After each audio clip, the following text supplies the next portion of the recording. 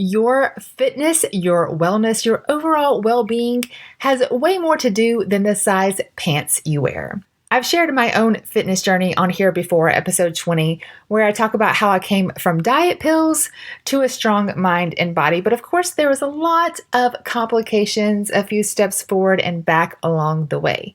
I wish I would have had, when I was 20, the amazing Denika. She is who I'm interviewing on this episode. She is a yoga instructor, fitness guru, wellness, health, nutrition, all the things. And she's also a Christian. Make sure you stay till the very end because we also walk through a breath exercise that is super powerful. You might want to pin that for when you're having a stressful day.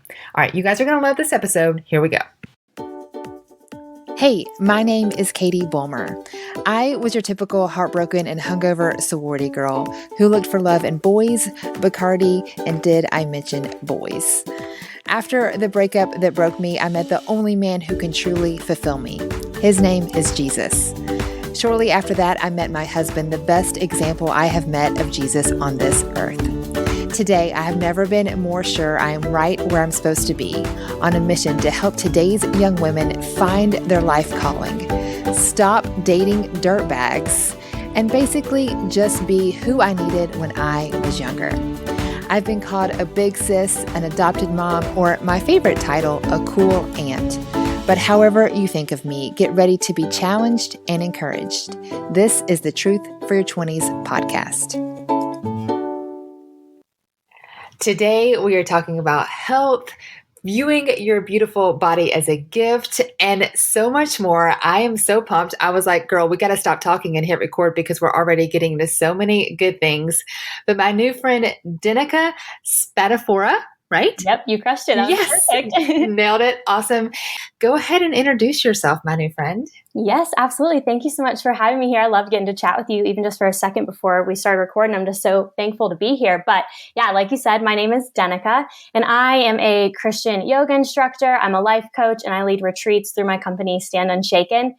We kind of have, a bunch of different facets, but our underlying mission is really just to help women understand how to approach health from a holistic perspective that's really in alignment with what God says it means to be healthy and how to care for our bodies, and just understanding that taking care of your body and caring about your health is so much more than just worrying about what you look like, but it's really about what being healthy enables you to do and the difference that you can make in the world when you are caring for yourself and when you feel your best. So we really kind of take a different approach to, all areas of health. We do focus a lot on movement and nutrition, but we also talk a lot about the value of relationships, your relationship with the Lord, with yourself, with the people in your life, and just kind of the habits that you have in everyday life. I think that's something that I see a lot of people missing, and something I experienced was I was, exercising super well, I was eating super well, and I was not healthy and I did not feel good. And when I finally shifted my perspective away from my weight and what I looked like and started just really considering health as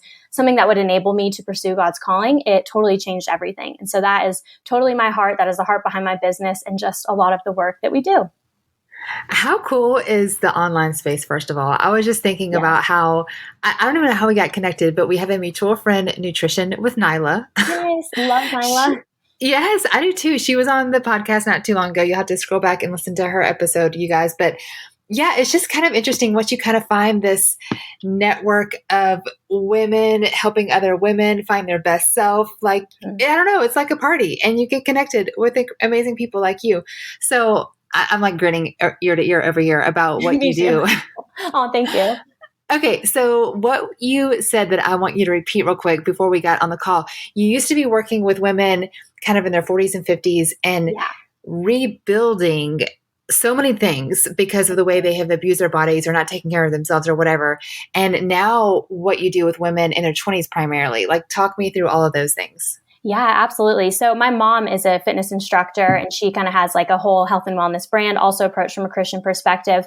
And so before I ever really got started with, building my own business and all of that, I would help lead retreats for her. I had just gotten my, Christian yoga certification. And so I would come to these retreats and I would teach yoga classes. My husband also used to be a chef. And so he would come and he would cook at the retreats. And so it was like truly a family affair, and it was so fun. But what I really started to see at these retreats was a lot of women in their 40s, 50s, 60s who just had still I guess I always perceived, body insecurity and issues like that, that's like a young person's problem. And then you just get older and that kind of resolves itself. But then I was meeting these women, I was coaching them and just having conversations with them, realizing that they were still carrying so much hurt and baggage, just whether it was how they had cared for their body or how they viewed their body and their worth. And just really the fact that like years and years of having kind of this broken perspective on what it means to be healthy had done a lot of damage for their, confidence, for their relationships.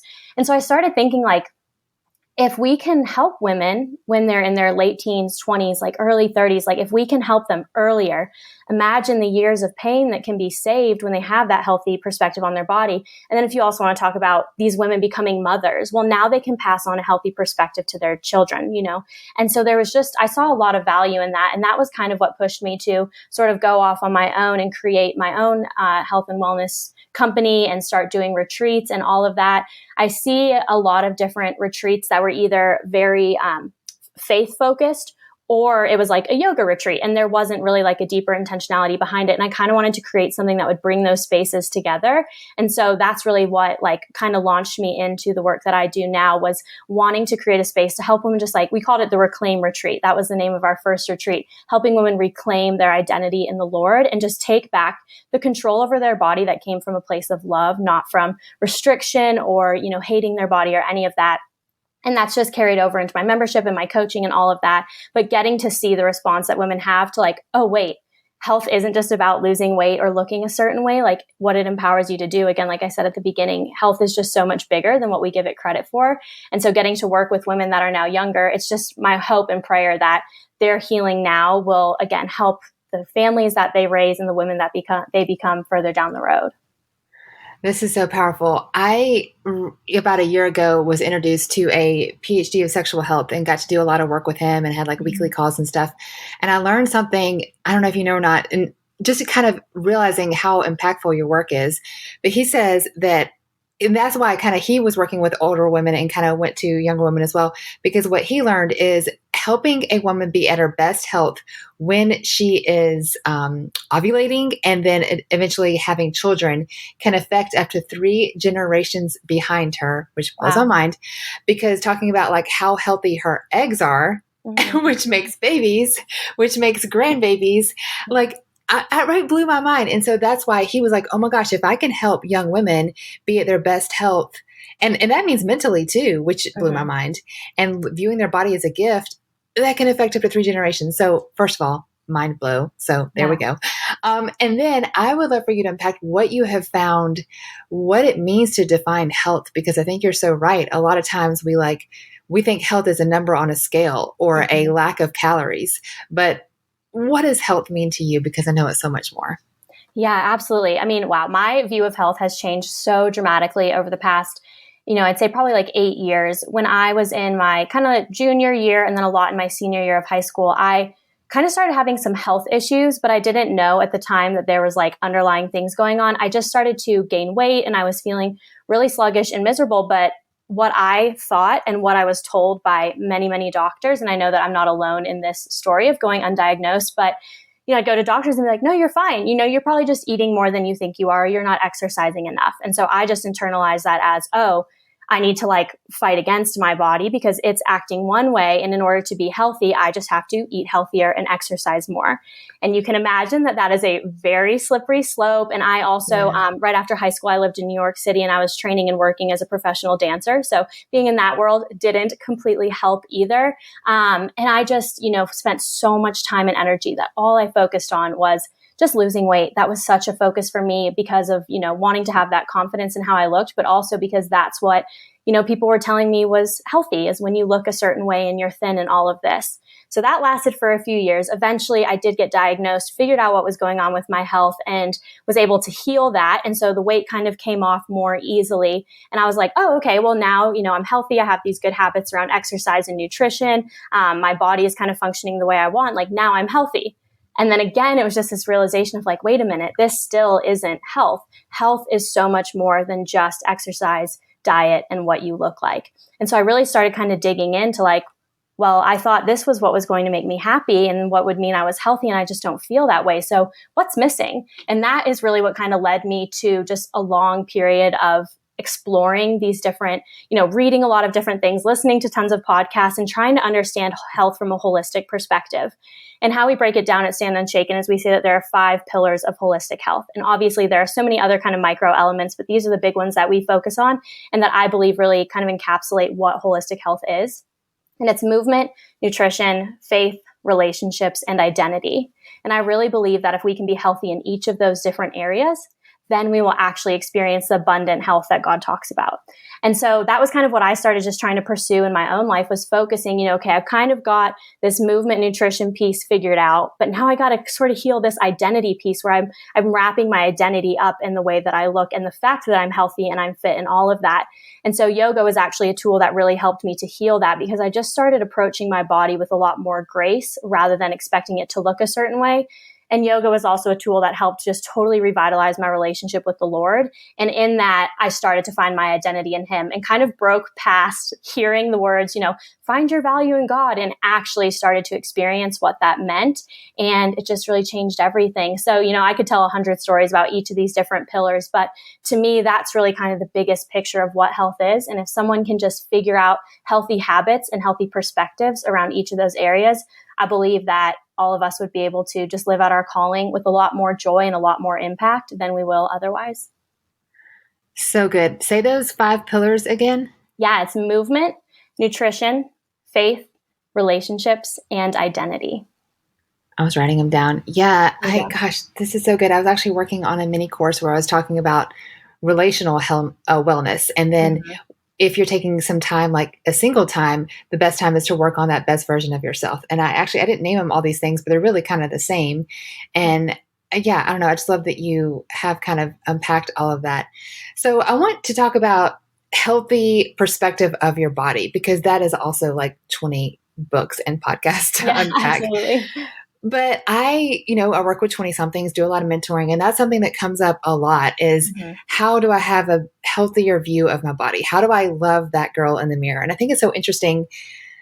There's so much to unpack, I know, but the God of the universe made you with such great care. And in turn, we often look in the mirror and we're like, I don't like it.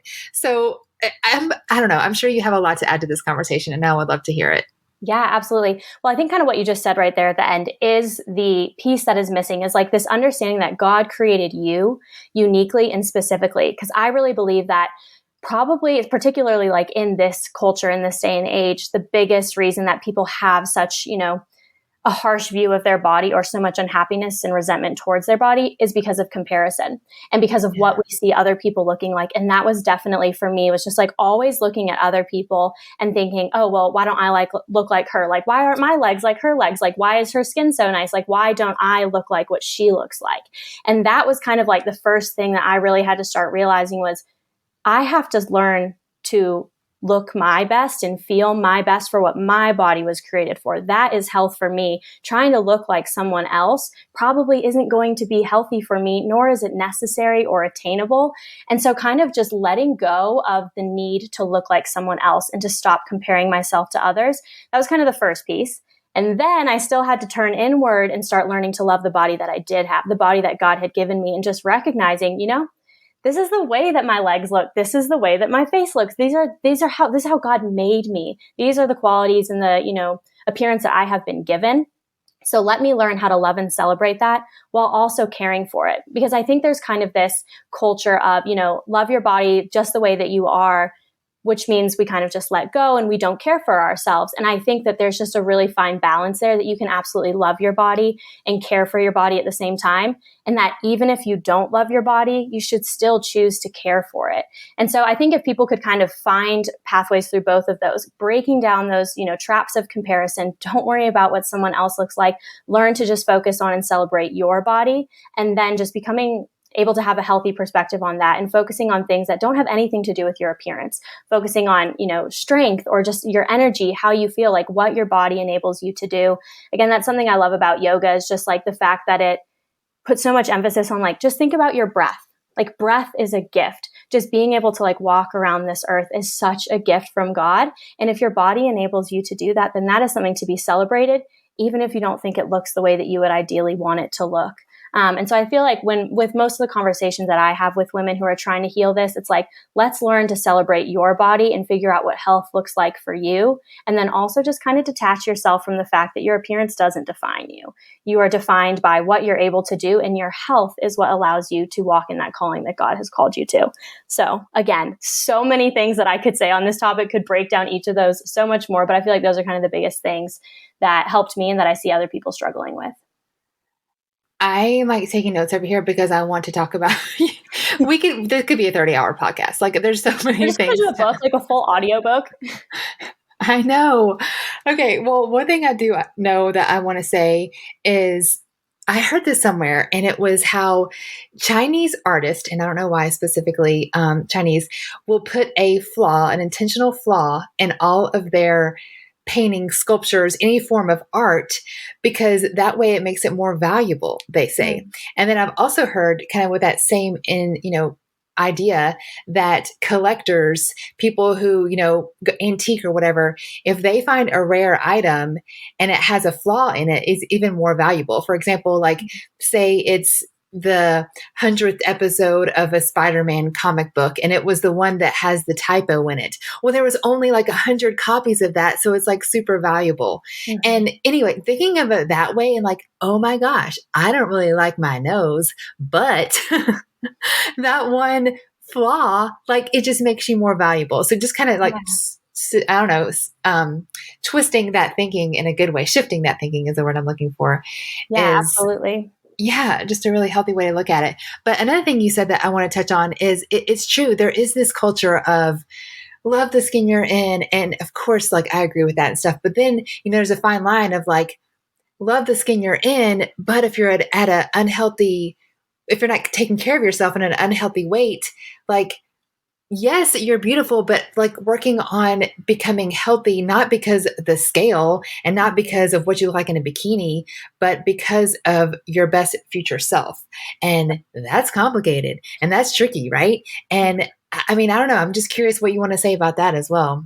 Yeah, absolutely. Again, I think it comes back to reminding ourselves that health is about so much more than our appearance, whether it's in kind of a positive or negative way. Is you can look however you want to look. And there are some people that just like their, base level healthy weight is maybe a lot higher than other people. And there's nothing wrong with that.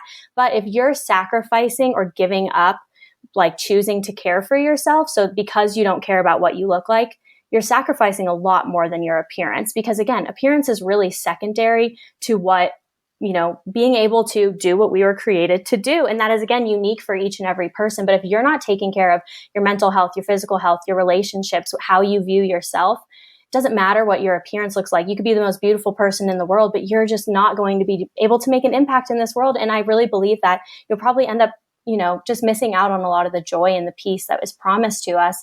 And so I think for people who are like, what, I don't care what I look like, I'm not going to worry about it. It's like, okay, that's fine. Good. You shouldn't really care what you look like, but that doesn't mean that you shouldn't care about your ability to serve people, to love people well, to walk in your calling and all of that. And so I think that we have to remember that waking up early to journal, making time in the day to go for a walk, choosing to eat nutritious food, it's not about how you look. It's about the energy that you have and the way that you're able to show up in your life as the best version of yourself.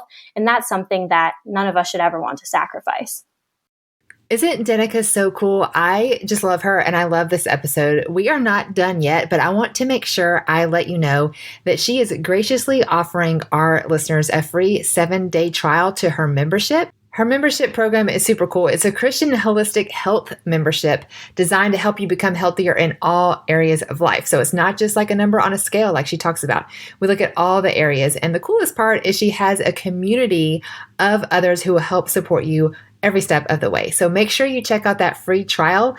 At the show notes of this episode, you can just scroll down and you will see a link, super easy peasy, to go ahead and click on. And when you do, send myself or Denika a DM. I want to encourage you and cheer you on through this health journey. I know for me, my health journey has been all over the place, and I wish I would have had this resource, this membership, when I was younger. So I hope you enjoy it, and here's to the rest of the episode.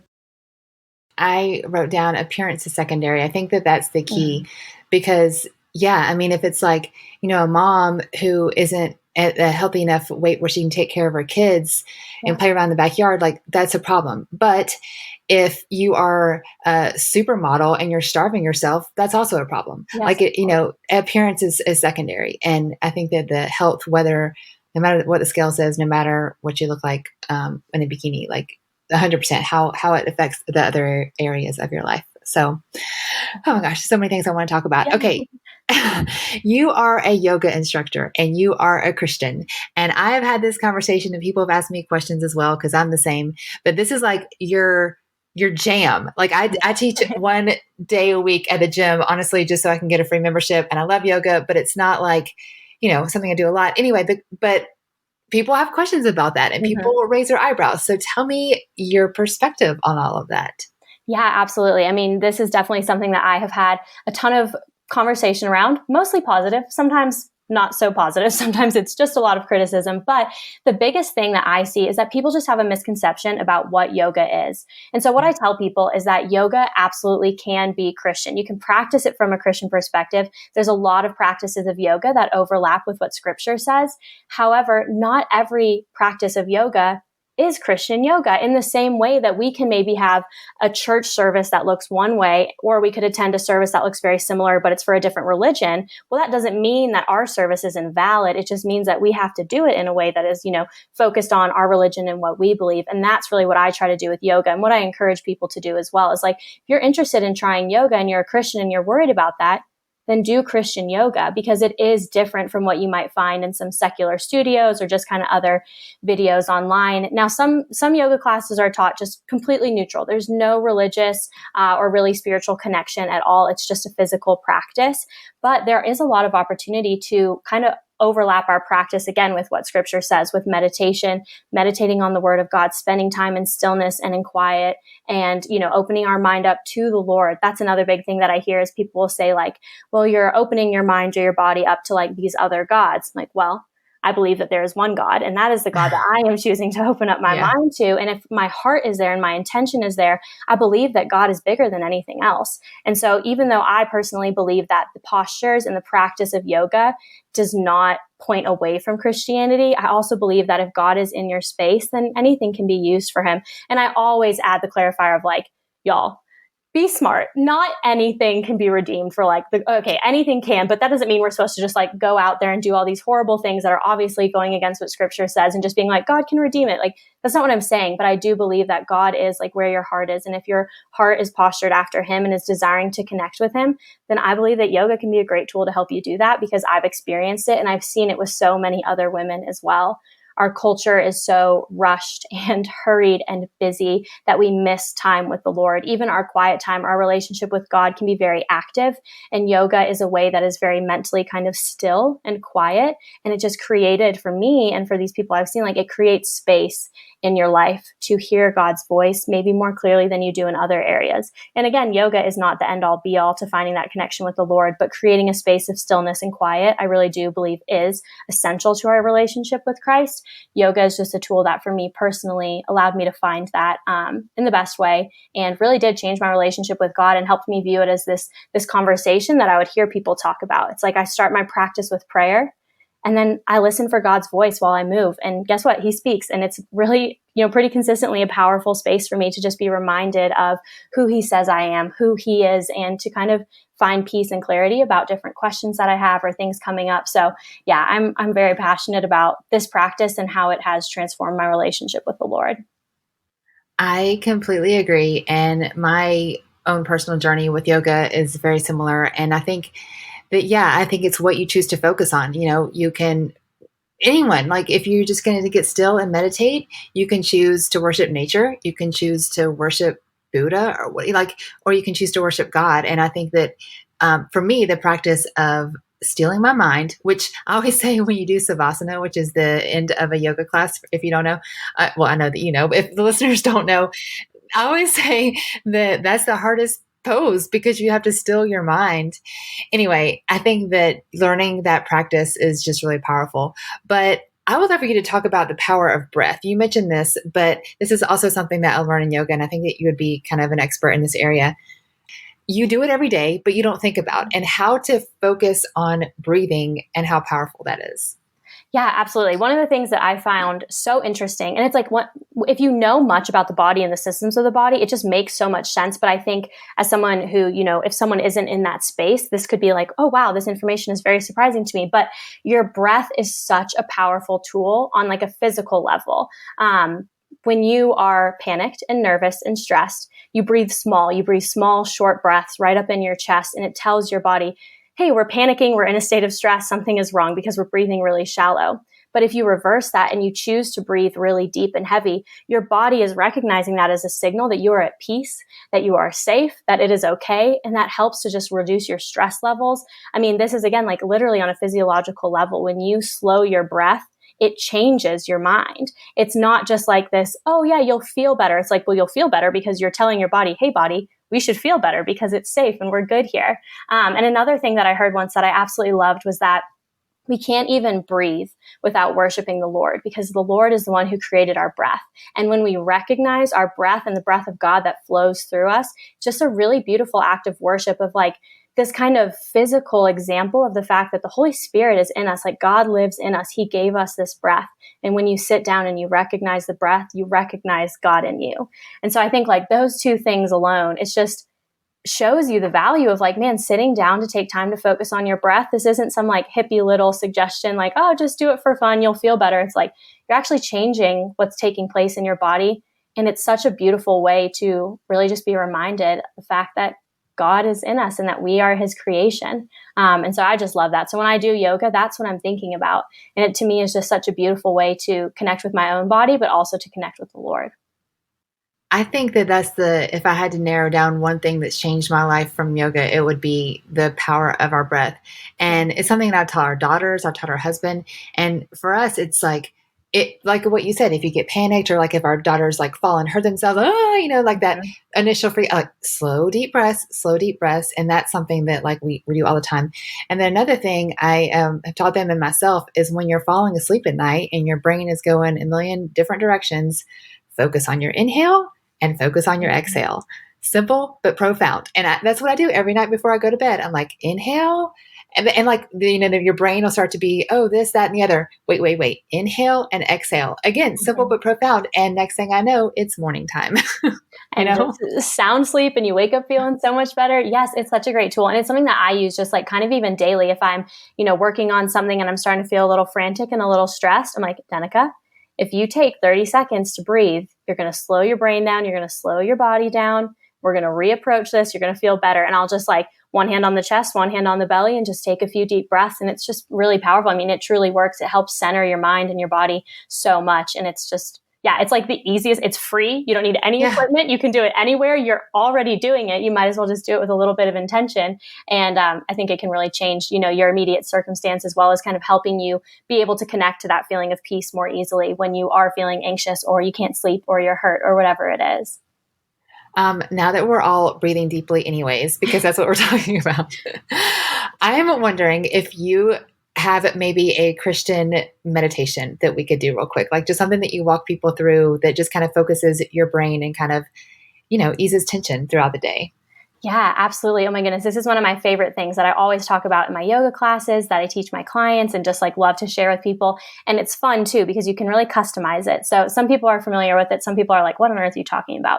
But it's the concept of breath prayer. And it is exactly what it sounds like. You just focus on the breath, but you pair either a word or a phrase with each inhale and each exhale. And so not only are you slowing the breath and focusing on all those things we just talked about, but you're also speaking truth over yourself. So there's so many different ways that you can do this, where some of the common ones that I use in my classes is like, I exhale fear and I inhale peace, or I, inhale, be still, exhale, and know that I am God. And so we can do that if you guys want to. You can kind of, I'll let people pick your own phrase, but we'll just do like 3 deep breaths. So take a moment, pick a phrase, whatever truth you need to be reminded of today. And we're going to pair one phrase with the inhale or one word with the inhale and one phrase or word with the exhale. We'll just take a couple deep breaths. So we're going to do it for real. If you're driving, don't close your eyes. But if you can close your eyes, I recommend closing your eyes. If you want, you can place one hand on your belly and one hand on your chest. And then take a moment to just kind of shake out any wiggles, find some stillness. And then working to make each inhale and exhale as deep as you can, we'll inhale through the nose. And then exhale out through the mouth, releasing your air so you can hear it. And then 2 more times. We'll inhale, exhale. 1 more time. Inhale and exhale. And truly, just with that amount of time and with that amount of effort, you can notice a difference in your body and in your spirit. Like, I was leading it and I still feel it. So hopefully, if someone is doing this and not leading it, they also just get to feel like, wow, I'm settled, I am calm, I can focus. There's more peace than there was 30 seconds ago. Oh, that was so good. When I first started my yoga journey, I had a friend named Kim who had an autoimmune disease, and she focused super into holistic healing and all kinds of stuff. And what she taught me was similar to what you just said, and it was through the fruits of the spirit. So it was like, I accept your peace. Peace washes over me with the inhale and the exhale. Like I accept joy, I accept patience, I accept kindness, gentleness, all the fruits of the spirit is I accept them and they wash over me with each inhale and exhale. And yeah, I mean, just as we experienced there, like, talk about a game changer. And I love also hand on the heart and hand on their belly, because feel the beating of your heart and the rise and fall of your breath. I'll get teary-eyed sometimes because I'm like, how often do I think about how cool it is that my heart beats and that my breath comes in and out? Like, almost never. But when I take time to focus, it's amazing. All of that stuff going on our body.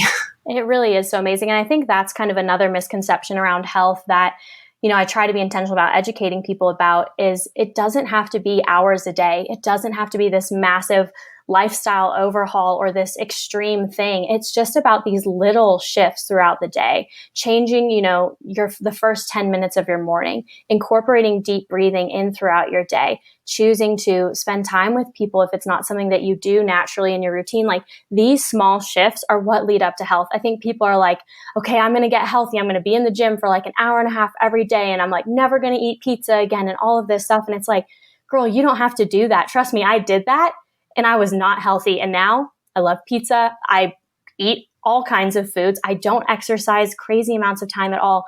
But these small tools of like the breath, prioritizing your relationship with the Lord, creating space for stillness, investing in healthy relationships, like, those are the things that will change your life.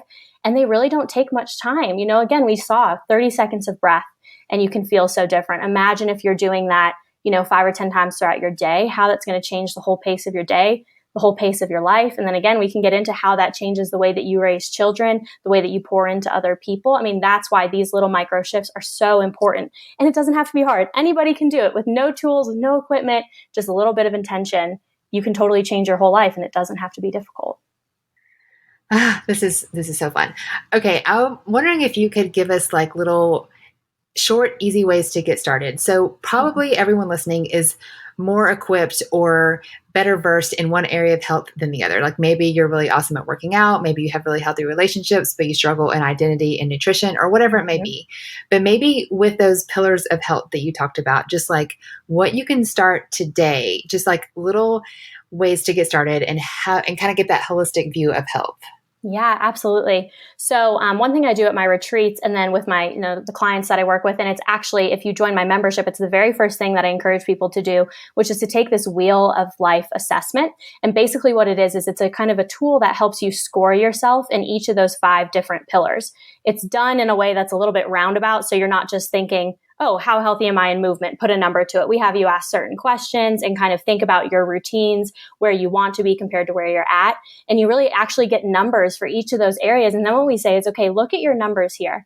You don't necessarily have to start with the lowest one, but hopefully this has helped you find some awareness around where the gaps are. And then you go from there. And I really encourage people that if you're someone who is looking to really change their life and become a lot healthier, don't try and do it all at once. Focus on one area at a time or just a handful of habits at a time and let those really stick before you move on to the next section. So in the membership, we have it broken down where you'll figure out which pillar you want to start with. And then we have specific courses and content that speak to that pillar.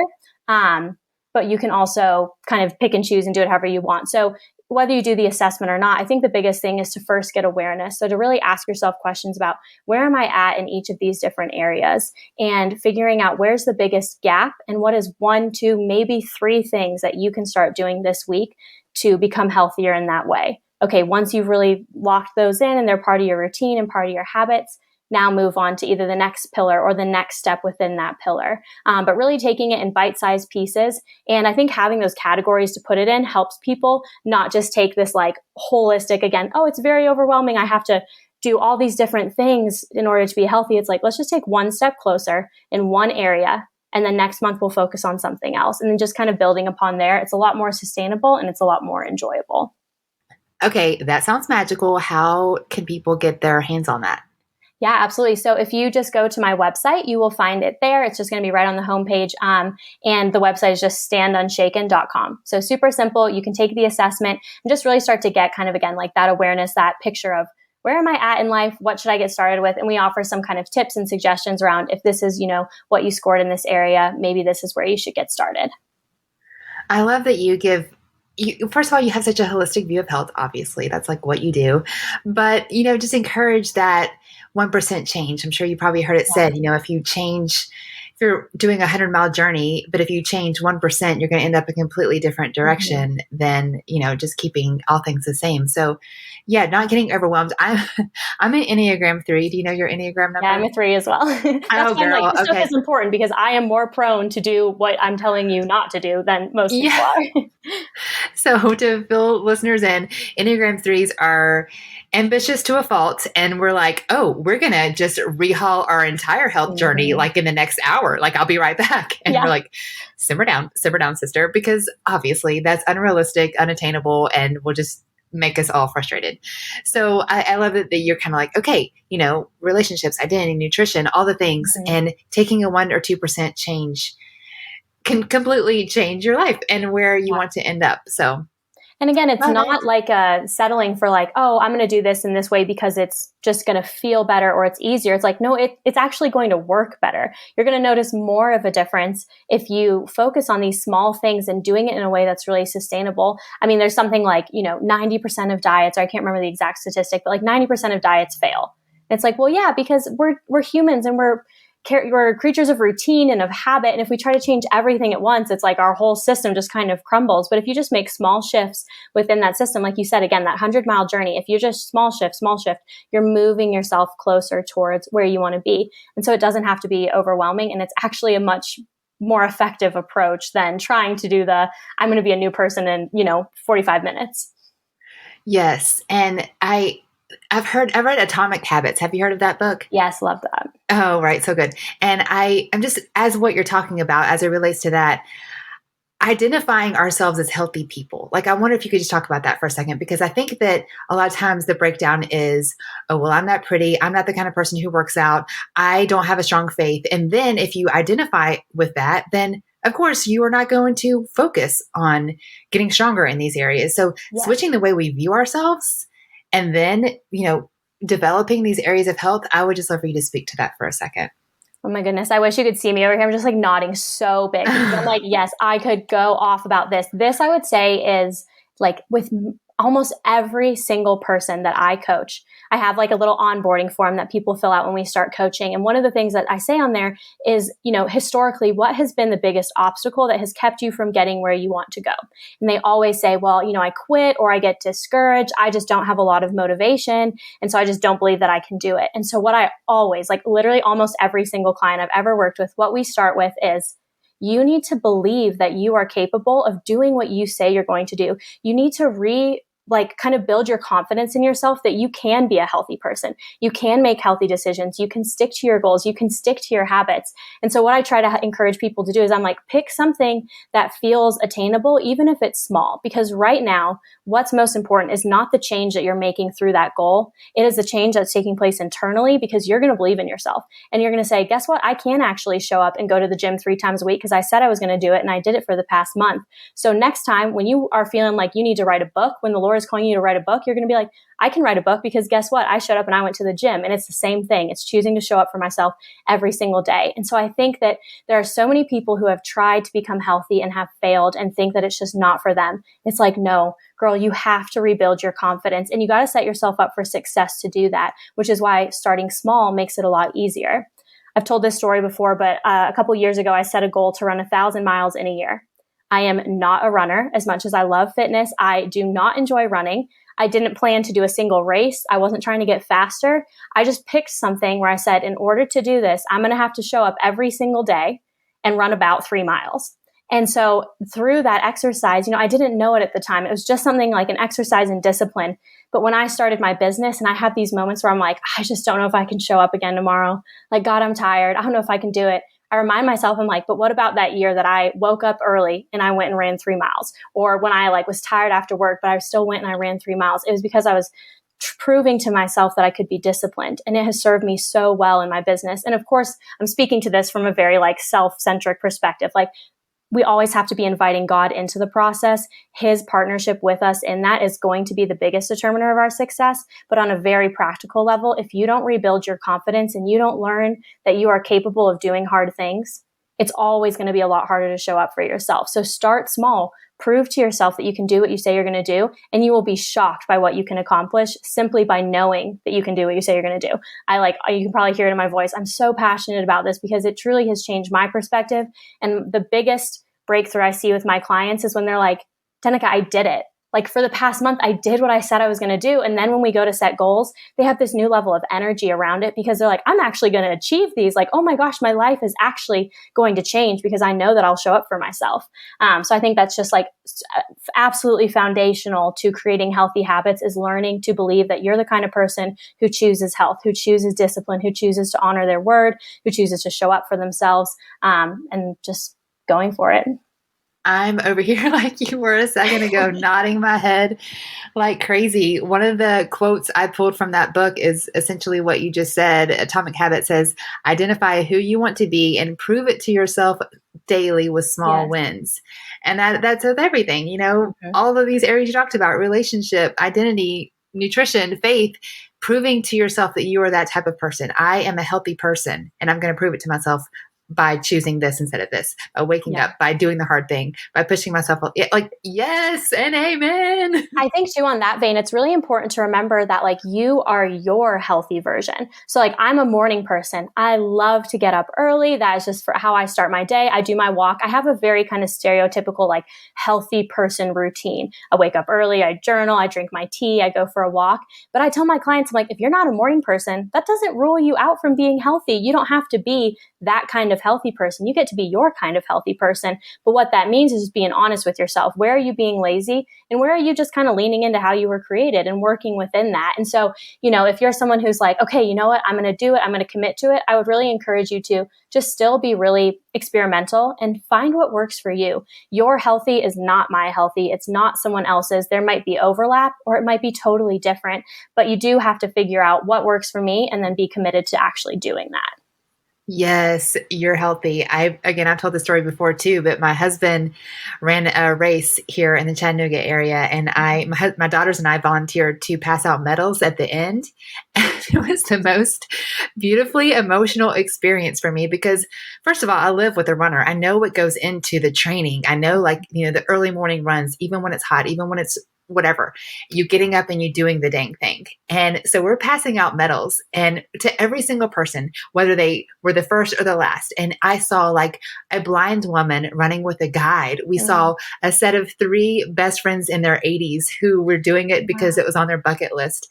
I mean, there was a couple who the guy proposed at the end of the race, just all of these beautiful goals. And I'm just crying over here, looking at all of these people who did the dang thing and showed up even though it was hard and persevered. And again, there were so many different sizes and ages and race times and record breaking versus super slow. I didn't care. I was just I'm so proud of you. I'm so proud of you, putting the medal on every single person.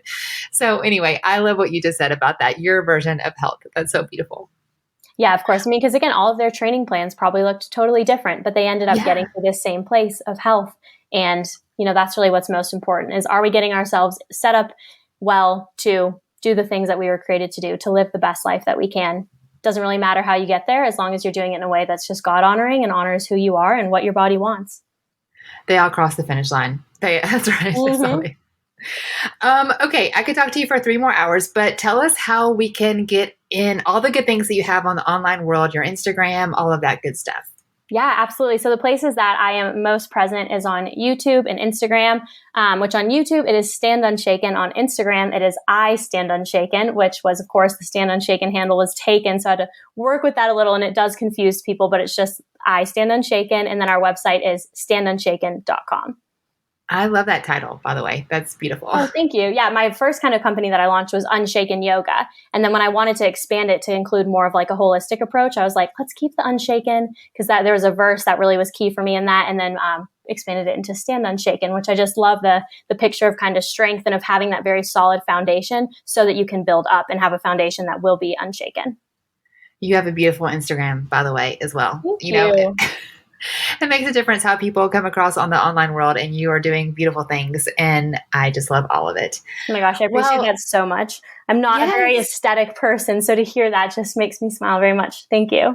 Yes. Well, I think that it's, there's a difference between curated, like fake beauty and realistic, helpful goodness, and you're the second one. Well, thank you so much. You're so sweet. I really appreciate that.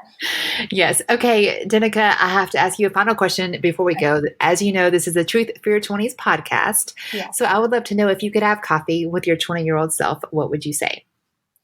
I feel like I would just want to shake her and be like, one, it's going to be okay. Because that's when I was like in the midst of all my biggest health struggles, and just that like, you're going to find healing. Health is available to you. And so for anybody, I think, that struggles with health, whether it's something that's diagnosed, undiagnosed, or just feels this general sense of unwellness, health is available for you, and it doesn't have to be difficult. I think my earlier self was trying to make it so hard, and it didn't have to be so hard. And it would have just been a lot more enjoyable if I knew then what I know now. And how old are you now, if you don't mind me asking? Because you're not too much above 20. I'm not. I'm 26. So a bit above, but not much. You've learned a lot in these 6 years, my friend, and you're doing such great things for the universe. So thank you so much for being here, and I cannot wait to share this episode. Of course. Thank you so much. This was wonderful. Right? Wasn't she so cool? So through the month of August, I am doing a giveaway. Anytime you share this episode on your social and tag me at Katie Bulmer Life on Instagram, I am giving away a brand new Truth for Your 20s notebook and tote bag. So all you have to do is just take a screenshot. Hey, I really like this episode. Tag me, and I'll pick a winner each week to send a brand new notebook and a tote bag that say Truth for Your 20s podcast. They're both really cute. I'm loving seeing you guys share these on social media. All right, so go ahead and share the Truth for Your 20s love, and I can't wait to hang out with you again next week.